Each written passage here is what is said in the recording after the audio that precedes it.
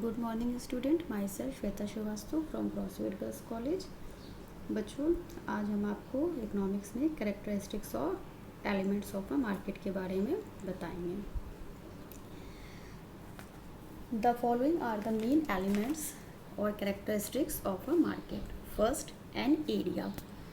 Market in economics is not used in the sense of a particular locality where buyer and seller of a commodity meet together to execute the bargaining. But market stand for an area, be it a certain region, a country, or the entire world, where buyer and seller buy and sell one or more commodities. For example, the textile made out in the region of black cotton soil area are not only bought and sold in Ahmedabad and Mumbai, but also all over India. Whenever its demand is seen, there it is sold. Hence, its business field constitute market.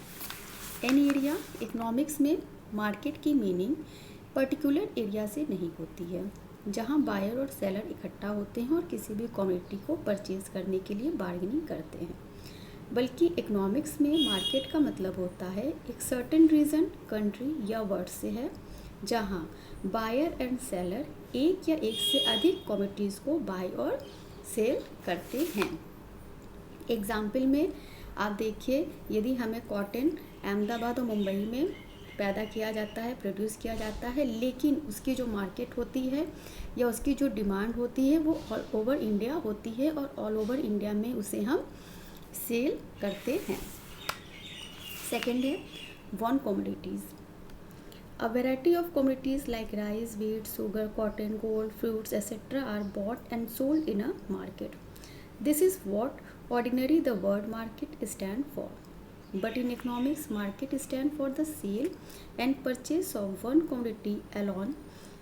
There will be different markets for different commodities. For instance, a market for wheat, a market for rice, a market for cotton, a market for gold, etc. In this way, the numbers of markets depend upon the numbers of commodities.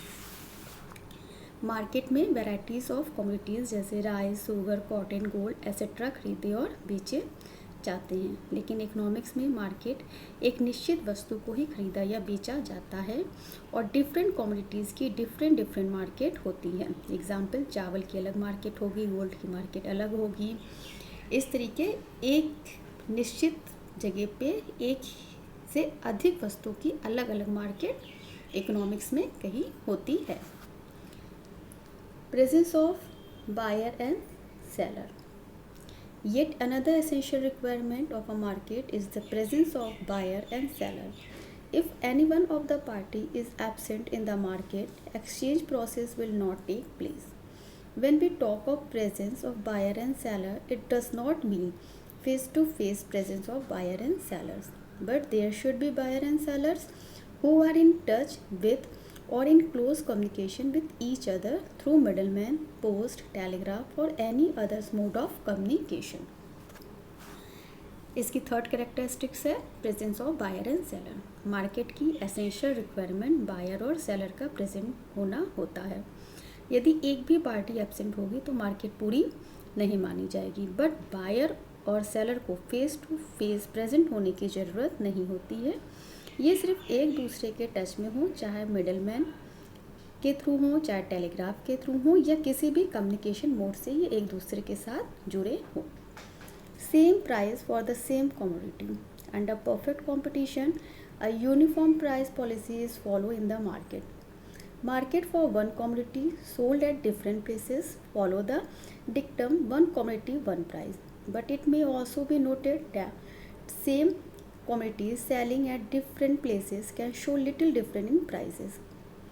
This is due to variation in transportation cost. If difference is only because of the transportation cost, then that is not taken as a difference in prices. Perfect competition के लिए market में price policy का होना ज़रूरी होता है। एक वस्तु की मार्केट में डिफरेंट प्लेस पे सोल्ड कर सकते हैं, but one commodity one price, लेकिन ये ज़रूरी भी नहीं है कि सेम कमोडिटी सेम प्राइस पे डिफरेंट प्लेसेस पे बिके, क्योंकि ट्रांसपोर्टेशन की वजह से प्राइस में चेंजेस हो सकता है। तो एक ही वस्तु की कीमत अलग अलग मार्केट में अलग अलग भी हो सकती है। Free and perfect competition. Competition between buyer and seller in a market must be absolutely free.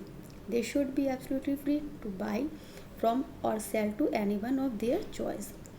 There should not be the presence of any monopolist in the market who may influence the buyer or the sellers. Free and perfect competition result in the prevalence of same price throughout the market. Free and perfect competition buyer और seller के बीच में free होना चाहिए। ये दोनों party अपनी choice के अकॉर्डिंग किसी भी चीज़ को फ्री होके बाय और सेल कर सकते हैं। मतलब कि मार्केट में किसी भी यानी कि दोनों पार्टी के ऊपर हम किसी भी प्रकार का कोई प्रेशर नहीं बना सकते हैं। 6. Complete knowledge of the market. Perfect knowledge on the part of buyers and sellers about market condition is very essential. It implies that both the buyer and seller should have full knowledge of the price prevalent in the market. Complete knowledge about market condition helping having one price throughout. Ignores of any kinds on the parts of buyer and seller would be considered as an obstacle for the prevalence of an price in the market. Buyer और seller को market की पूरी knowledge होनी चाहिए। Market में commodity के जो भी मूल हैं वो दोनों पार्टी को पूरी तरीके से पता होना चाहिए। दोनों पार्टी की नॉलेज होना किसी भी मार्केट के लिए एसेंशियल होता है। बिना दोनों पार्टी के नॉलेज के हम मार्केट को इकोनॉमिक्स में मार्केट नहीं मान सकते हैं। इसके बाद हमारा बच्चों नेक्स्ट टॉपिक्स है क्लासिफिकेशन ऑफ मार्केट, जिसे हम आपको नेक्स्ट लेक्चर में डिस्कस करेंगे। Okay class, thank you.